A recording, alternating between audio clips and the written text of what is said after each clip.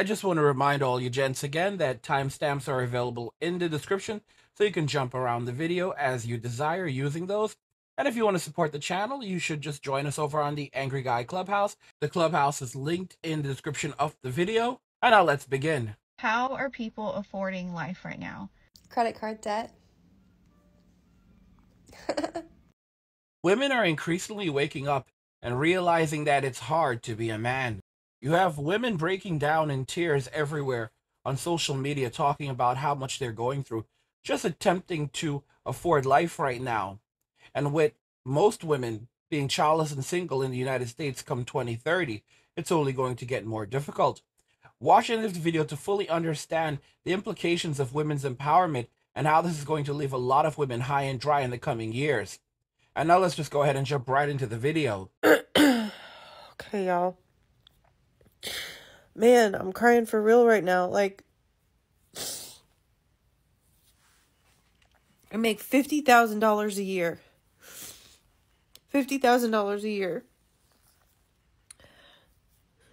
My kids and I moved into my now husband's house after me living the single mom life for 3.5 years. And we move in with him and he still pays all the bills. And my $50K, tell me why my $50K a year is only paying for food, gas, groceries, car payment, car insurance, and like little small debt payments every month. Like, what the fuck are we supposed to do out here, guys? We can't afford our lives. Like, I'm 35 fucking years old. Now notice what she said. She said that she was out there living her single mom life, and now she's married, so she was able to find a simp to take her on and her children, and the simp is paying all of the bills in the house, but despite the simp paying all of the bills, she's still having a hard time getting by on her $50,000 a year. Can you imagine the hardships most women are going to be facing going forward now as men walk away from Western society? Men walk away from relationships in society. Come 2030, 45% of all women between the ages of 25 and 44 will be childless and single. Keep in mind, that does not include single mothers. When you factor single mothers into the equation, we are now talking about somewhere easily between 70 to 90% of women being single. This is an extraordinary hardship that many women will be facing because women were not designed to live without a husband.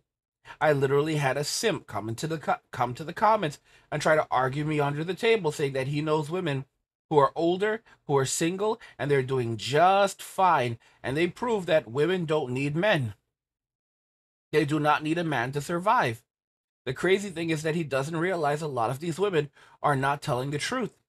They live in poverty and despair, and they would rather bring down other women with them and tell other women to do exactly what they did so that they could justify and validate their mistakes and their bad decisions compared to men who will make mistakes and then tell other men, do not do what I did.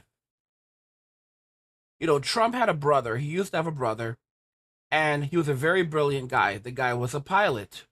And he was a commercial pilot, but he was an alcoholic. Some of you guys know the story.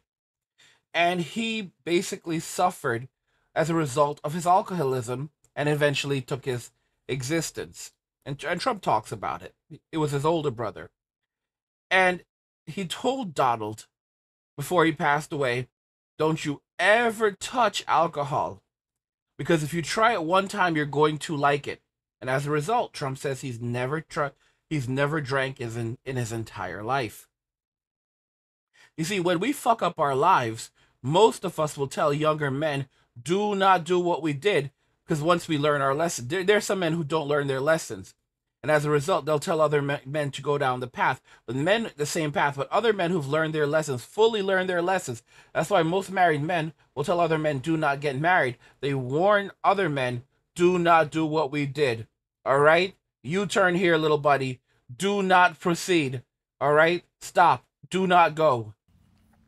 And you know what's crazier is I'm lucky enough to have like worked my ass off to like create jobs for myself over the last couple of years, and every single year I have managed to have a job that has paid me more, and it doesn't fucking matter because everything just keeps getting more expensive. Oh, y'all, I'm so tired of being discouraged.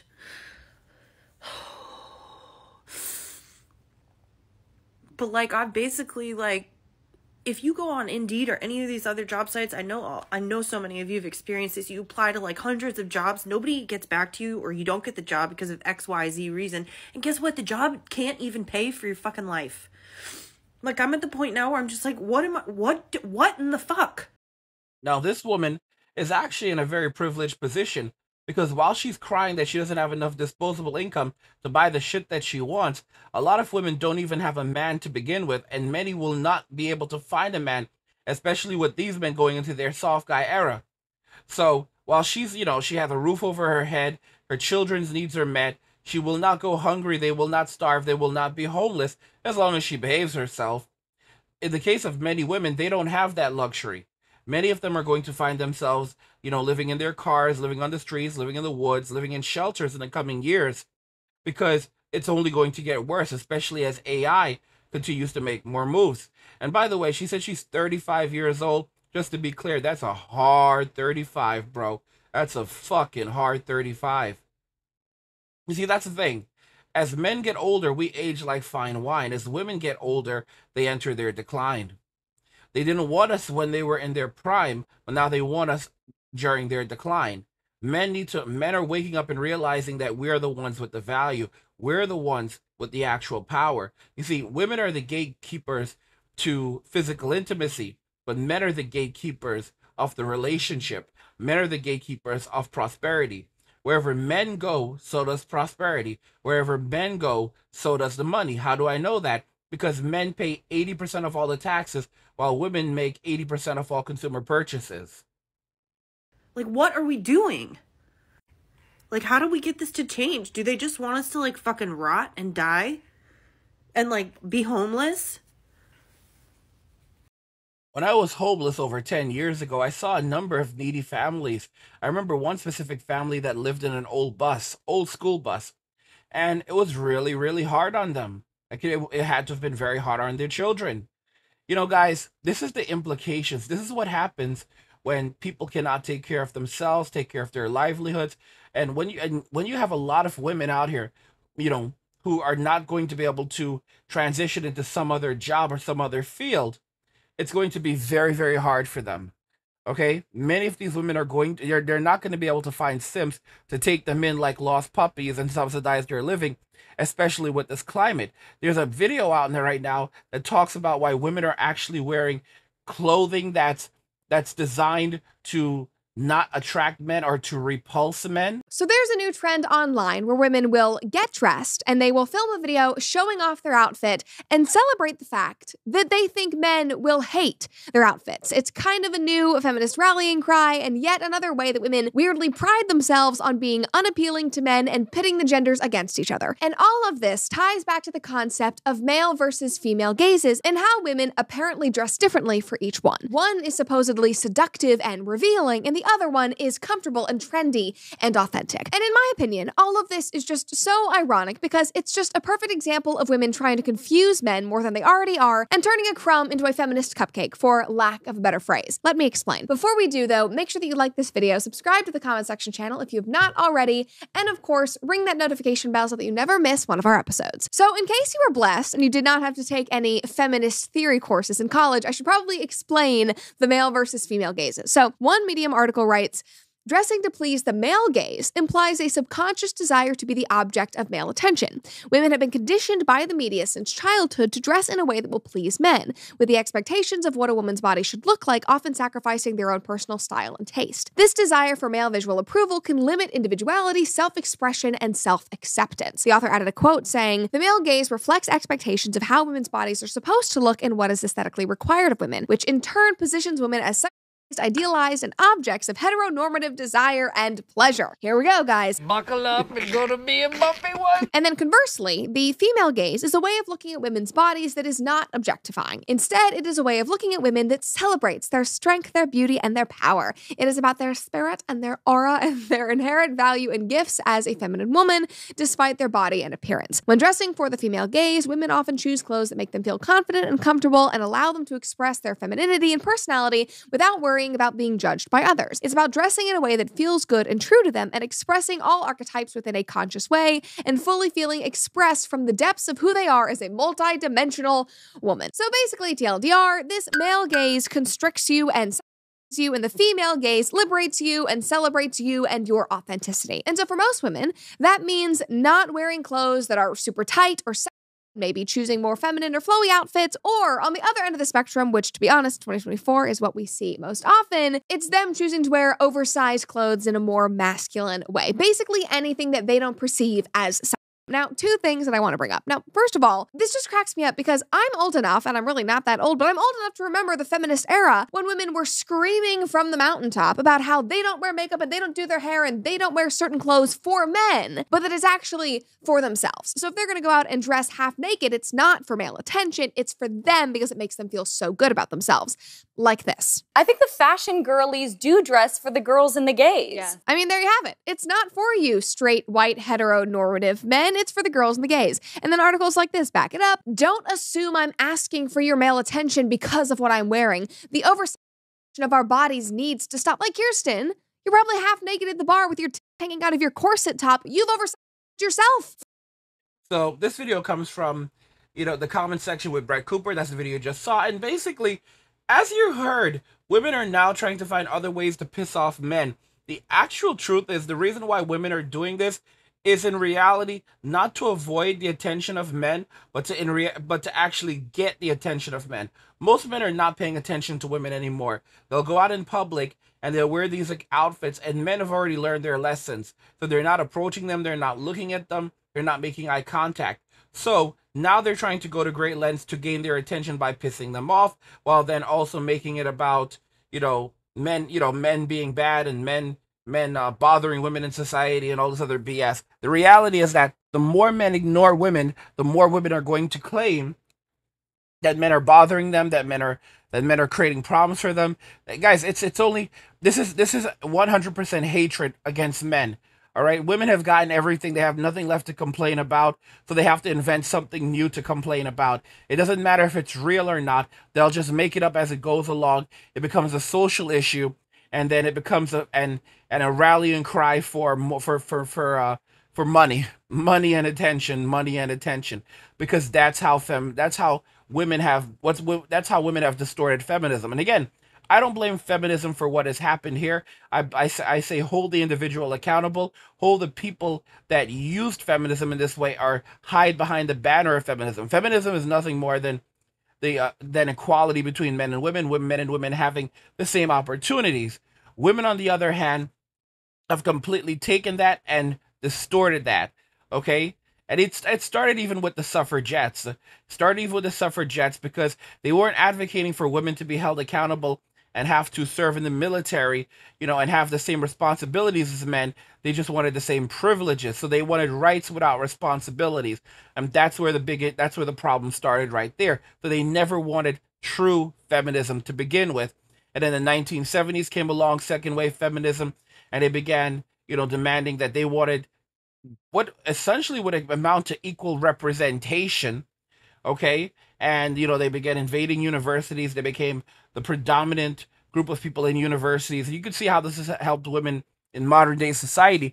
While younger women tend to out-earn men, the reality, and that's been since the 90s, the reality is that they save less money than men. They end up in with significantly more debt than men because they have no financial literacy. The average woman has no financial literacy. Women make 80% of consumer purchases. Men pay 80% of all taxes in Western society. So that should explain to you the big difference in when it comes to the value that men provide to society versus women. The average man will leave a surplus on the economy over the course of his life, while the average woman will leave a deficit.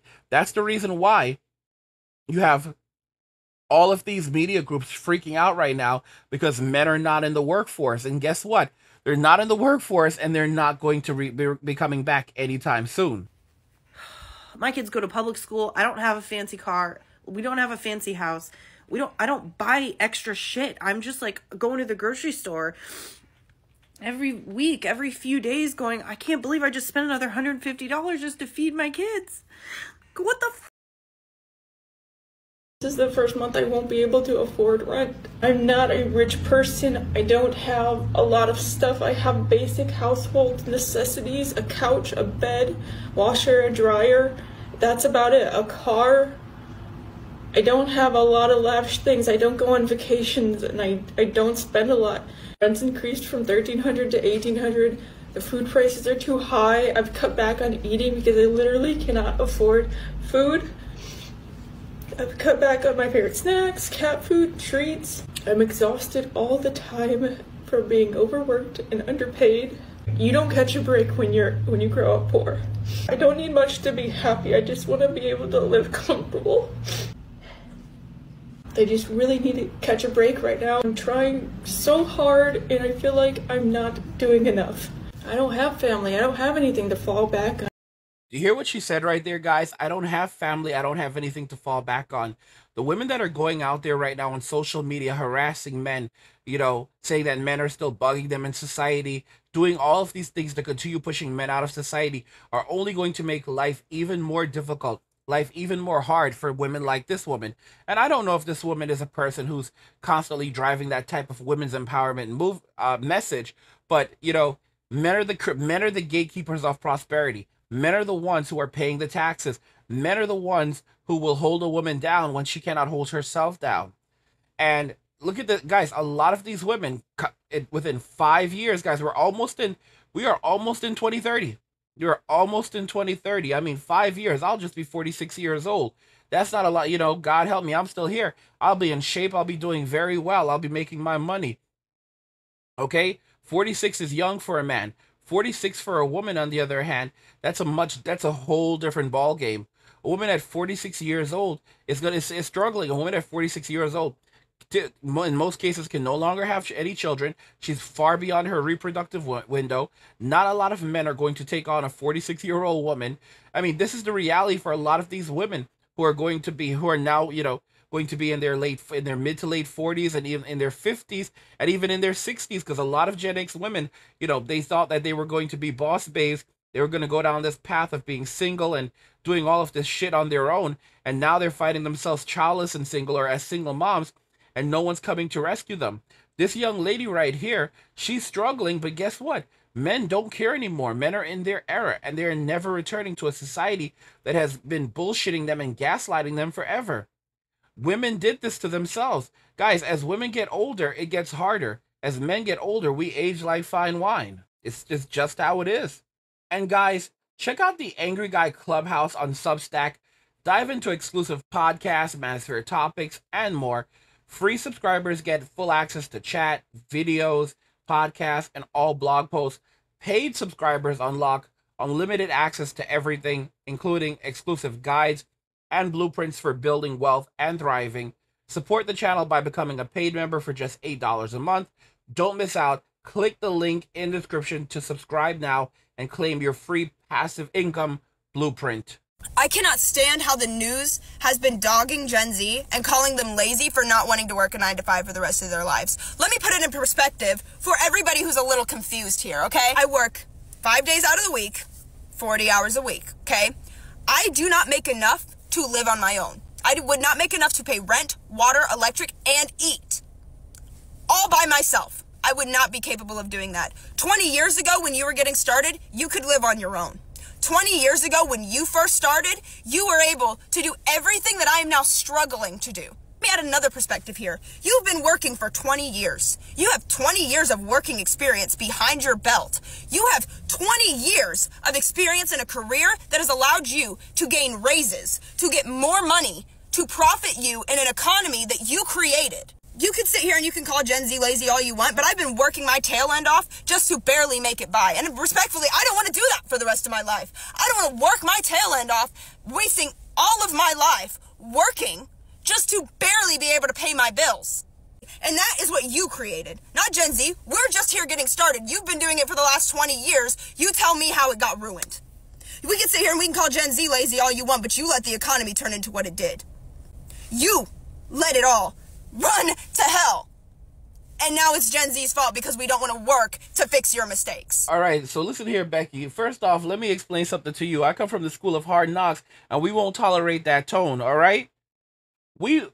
People born in the Gen X era basically grew up knowing that life wasn't fair and you had to work for everything that you wanted. You had to grind for everything that you wanted. A lot of Gen Xers basically were kicked out at 18, and those were the lucky ones. Many of them had to leave before that. I was told to get the fuck out at 14, and my father, he meant that shit. And we had to find a way to survive. Even when I was struggling to eat, my father laughed his fucking ass off, during the Great Recession of 2007. All right? Our parents were absolutely terrible. They were scumbags. And this is just life. Gen Xers understood the way life was, and they basically made the best of it. They passed through a lot of hardships, and that's the reason why many of them thrived. Not all of them are thriving, but they are surviving. Gen Z, on the other hand, isn't surviving because they're a bunch of narcissistic little ingrates that believe that the world owes them something. They don't seem to comprehend just how difficult the world actually is. They all want to become millionaires by doing social media, but they don't even have the skill sets necessary to actually really do social media. They look at jackasses like Neon and Jack Daughtry, and they think that those are models for becoming millionaires, when those guys are basically just living off controversy, and eventually they'll get what's coming to them, which is probably prison time. In the end, men are waking up and realizing that the average woman today only views men as success objects, nothing more than an ATM. She just wants his attention, time, and money. And as a result of that, that's why so many men are just saying, fuck this shit, we're going to walk away from a society that does not even like us. I recently made a video where I discussed how men don't hit the wall, they just retire. But the truth is much more than that. You see, it's not just retirement. And when I say retirement, basically men take themselves out of the game. They either settle down or they say, I'm done. I'm just not going to keep on looking anymore. I've had my fun. I've had my fill. But men don't actually hit the wall, because as a man gets older, his resources grow and his masculinity grows because he looks more masculine. This is the thing about life. This is the old saying. Women are born rich and they leave the world poor. Men are born poor, but they leave the world rich. Women become millionaires the moment that they're born. They get all of their value up front.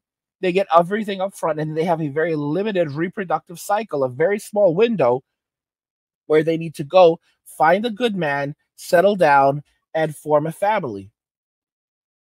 Women made that choice for themselves. They chose to avoid the family unit in modern day society, and now they are finding it hard to, secure their future well-being because the state is not providing everything and anything they need, as a woman's value to the state is dependent upon her ability to extract and reallocate wealth and resources from a man to the state using divorce court, criminal court, civil court, or even family court.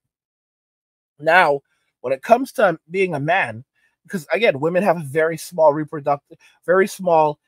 cycle period of time where they need to form, get married, have children, and that will basically give them the family unit that will protect them and provide for them for the rest of their lives, as long as they act right. With a man has to work so much of his life just to gain access to a relationship and to start a family, specifically in Western society. However, as a man gets older, he looks more masculine. As we age, we look more masculine. As women age, they look less feminine. When a woman hits her 20s, that's basically, or even her late teens, that's the highlight for her. That's basically it. Okay? A lot of women after the age of even 25, their fertility begins to decline and their femininity begins to decline because that's linked to youth. What are the signs of femininity? Youth. Youth is the greatest sign of femininity, okay, of fertility. So that's what men are looking for.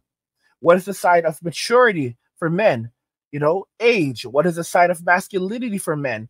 Age. So it's very natural and normal that women are going to look at men who are even older as being more masculine. We look more, guys. If you're a young man, you're broke. Most women don't want you. The same women who are saying that men in their 40s and 50s shouldn't be dating younger women were the same women who are dating older men in their 40s and 50s when they were their teens and 20s. They're just hypocrites because now they're older and they want these men. Guys, we have a video. We're going to check out this video because it basically illustrates everything that I'm saying here. It's from the Fuentes family, and she basically goes around and says, can a lonely 70-year-old foreigner find love in the Philippines? And it's not just in the Philippines. It's basically how it is all over the world, because the value of men have been so relented in society and told that they're not worth anything, that many of them start believing it. But the fact of the matter is that the man is the prize. Let's go ahead and jump right into the video, and I will link you to her channel so you can go and check her out. Do you think a lonely 70 years old foreigner can find love in the Philippines? In your opinion, what's a good age gap for a 70 years old man?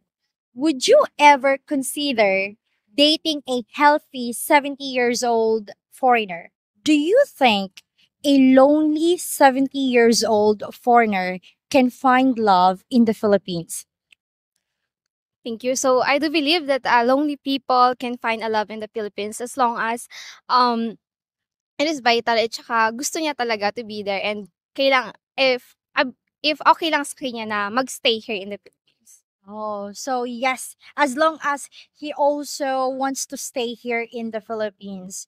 How about, because he is 70 years old, right? How about like he needs to be in his country because of, let's say healthcare, but can he still find love here in the Philippines but live abroad? So naniniwala ako na ang love is not di siya sa country lang. Para sa kuya for me okay lang kasi as long as you love the person, okay lang kahit kasi nga sinasabi nila na kung gusto mo talaga yung tao, okay lang sa'yo to settle but not for less. Oh, she said that she believes that love is not about which country you are from, right? As long as you are Capable. capable. Okay, capable to love, right? Like that? Yes po. Okay, okay. In your opinion, what's a good age gap for a 70 years old man? In my opinion, there is no age gap for love. Kasi if you truly love the person, no matter what it is, or who he is, or kung anong age niya, or kung anong status niya, as long as you love the person, it's okay. Okay, so age doesn't matter, right? As long as you love the person. Okay. And if pure yung intention mo. Okay, and if his intention is pure, beautiful. Now, I wanted you guys to see that. This is how most Filipinas actually think. And there's a lot of Filipinas who will marry a 60-year-old man and she's only 25 years old. And sometimes the guy is older than her father. And her father is perfectly fine with the arrangement because this is a man who is going to take care of his daughter. This is a man who's going to help his family. This is a man who is mature. Okay? Guys, the fact of the matter is that we are being gaslit in Western society. All of these women in America are dating older men. Every last one of them, 19-year-olds, 20-year-olds. All of these women are dating men who are 20 to 30 years older than them, sometimes more. But when they end up in their late 30s, 40s, 50s, they get angry and they don't want young women to date older men because they are older men to date younger women because they want these men for themselves and they no longer can get access to these men because they basically wasted their shot. They were out there, they were running around, they basically went from one guy to another. They didn't settle down with a good man when they had the chance. Now it's the young woman's, it's another woman's shot. It's the generation of young women that now have a chance at these men, and they're basically jealous, so they want to sabotage younger women and also sabotage older men. Now, while I agree that women usually set their own beauty standards and they are the ones jumping through beauty hoops for each other and for each other's approval, whether they like it or not, if they go out to a bar half naked, they are wanting attention. That is just a fact. And that attention will most likely come from men. And if they're being honest, that is probably what they want. But leaning into that desire wouldn't be feminist, of course, so they had to say that it was about themselves and their own empowerment. They were empowering themselves through their booby corset tops, whatever it is. But then other feminists argued that while they weren't dressing for men, of course, obviously, women were empowering themselves from the perspective of men, aka the male gaze, and that is how, in my opinion, we have gotten here. And the secular nature of it all just makes me laugh. Anyway, women took this and ran with it. I stopped dressing for the male gaze, and I've never loved my style more. Like Julia Fox, I've been dressing to reject the male gaze for years, and it is seriously empowering. And listen, I am all for people finding their personal style and being authentic with the way that they carry themselves and dress. That's all great. Everyone should do that and find what works for them. But it's unfortunate to me that this has to be at the detriment or the expense of men through cheap jabs and videos like this. Me leaving the house knowing that men will hate my outfit and my helmet. And then here's another. And that outfit kind of looks similar to the first video, and that's just because this is a style that's in right now. This like cottage core kind of pajama looking whatever. But a couple of months ago, it was totally different, and women were, taking liberties with their fashion, and they would be making videos like this, but with different types of outfits. So this is just the thing right now that women are into, and they're saying that men don't like. But just for the sake of the argument, here's another one that's on the total opposite of the style spectrum. And with those outfits, it's because they're more masculine, they're not showing off their curves, whatever. I don't really care. Last one here, this is more of a compilation. Men hate my outfits. They're so mad that I'm not like hot like how I was in Uncut Gems. I hear that all the time, but I don't care because the girls love it. The girls and the gays. It's all just the girls and the gays. Straight men, they don't care what you think. It's just for the girls and the gays. And all of the comments under these types of videos are like this. If they hate it, we love it. That's how you know it's a good outfit if a man hates it. And I mean, this might seem superficial,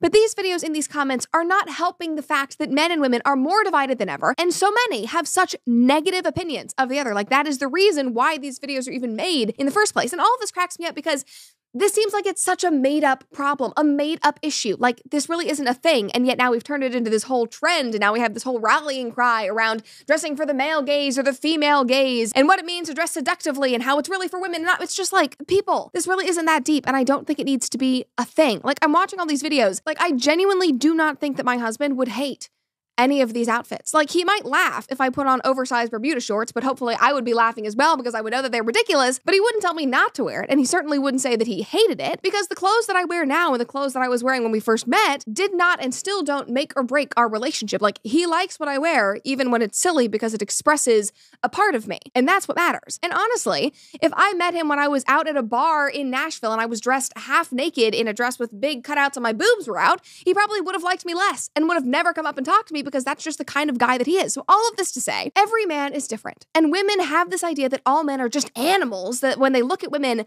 all they see is sex. And while yes, obviously, men are creatures, we know that. Maybe give them the benefit of the doubt and don't just assume that they want you in a skin-tight leather mini dress and that you're rejecting them by not wearing that. Why do you think that men love sundresses so much? Granted, there will be a few guys on Reddit who will say, it's because of easy access, but like the majority of the guys say it's because it makes the woman look feminine and joyful and free and youthful and happy, and that in turn brings them joy and brightens their mood. One of the things we have to point out is the fact of the matter that despite how much women complain about men, the fact that they complain so much illustrates that they cannot stop talking about us, and everywhere we go, they must follow. If guys were to flee Western society entirely, I guarantee you women would be right behind them. Wherever men go, the women will follow and torment them along the way. It's a sad reality, but it's the true reality that we live in. When men complain about women, they complain that women won't leave them the fuck alone. When women complain about men, they complain that men men won't leave them alone. But the reality of the matter is that they themselves are the ones that are constantly seeking out attention. These women who are complaining about the male gaze and all of this other nonsense, they're wearing these clothing, they're wearing these bits of clothing to get the attention of men. They're complaining about men on social media to get the attention of men. The average man today is basically staying inside, playing video games, and watching the world burn around them. The women who are doing these things are only making life more difficult for women who are struggling in society right now. And there's really no help in sight. They're creating a world that no one wants to live in, and they are completely to blame for all of this. It's a sad reality. I said this already, that when men fuck up, we tell other men, don't do what we did. When women fuck up, they tell other women to do exactly what they did because they have to feed their ego, and they would rather watch other women go down the same paths that they did and fail because misery loves company, and they can then validate their terrible decisions because they got other women to do it as well, than to acknowledge that they fucked up and try to steer other women clear of those same mistakes. But that's not how women work, because women operate on feelings, not facts, while men operate on facts, not feelings. It's not just about cold, hard sex appeal. And also, dressing for a man is not necessarily a bad thing. And we should completely reject this concept that it is. And it also doesn't have to be sexual, because a lot of men actually don't respond to that on any deeper level than just like, ha, nice hot bod. Like, that's all they're gonna say. You're hot! Like, for example, when my husband and I go out on a date, if we're going out to a nice dinner, or if he's, my +1 at some premiere or event I'm going to, I unabashedly dress for him. Like, I want him to love how I look and be excited about what I'm wearing. And obviously, I take pride in doing that because I love him and I want him to love what I'm doing. So all of this to say, and I know this might sound confusing, this is kind of a double-edged sword, and I apologize for that, but you should dress the way that you want to, that feels comfortable, that feels authentic to you and your personality and your interests and your body type, but that should not be based on some negative reaction or opinion about the opposite sex. I'd actually argue that you should consider them just a bit, but in a positive way. Like, if you're a single guy or girl and you're wanting to be in a relationship, when you're putting on your clothes, you should be thinking about the way the potential partners are perceiving you and looking at you. And if you're in a relationship, you should care about looking nice for the person that you love and that you've dedicated your life to. Like, that just seems like common sense. And so, in my opinion, this whole trend of women dressing in ways that men hate or celebrating themselves because they think men will hate their outfits, it's just women wanting to feel important and get accolades from their fellow girls. Because at the end of the day, that's really all that women want. So here you go. Here's your affirmation. Your outfits are cute, girls. You don't need to shame men to show them off. You see, guys, this is how women will continue to behave. This is how they think. They will continue to vie for male attention. And even as they go down a path of poverty and destitution, they will just blame others, including the world and God and whatever they can, to deviate away from taking accountability for the poor decisions that they've made. This is how women operate. But the truth is that men don't hit the wall, they climb over it. Men never hit the wall. They simply climb over the wall and keep it moving. If a man is out of the game, it's because he took himself out of the game. Okay? Because as the man gets older, he becomes more masculine. He becomes more secure in himself. He gets his money up. Okay? He gains skill sets and knowledge that he can use to rebuild himself. Something that a young man doesn't have, because a young man doesn't have experience. This is my advantage over young men. I have experience. That's something that young men struggle with because they don't know how the world works. And how do we get experience? We get experience through mistakes. But one of the benefits is that a smart man learns from his own mistakes. A wise man learns from the mistakes of others. Okay? Now, check this out. These are comments on the video I made where we discussed men don't hit the wall, they just retire. And I'm going to look at some of the comments for you guys. I want you guys to look at some of the comments because, they provide some very interesting insight, proving my point. Thad says, I'm 48 years old, don't smoke or drink, ex-football player, and I still run a 4.440.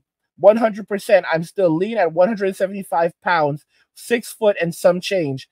There's Unko who says, a man can always pick himself back up. And that's a very, very important point to make. A man can always pick himself back up. Okay? And start back over and start over. And women, on the other hand, women cannot suffer.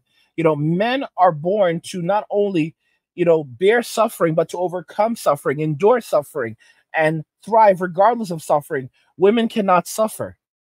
And that's something. And now you're seeing women who are basically saying, "Hey, the world is crashing down around us, and we need men to come and rescue us, but we don't want to give anything in return." Women are heading into a future of poverty and destitution, and they really did it to themselves.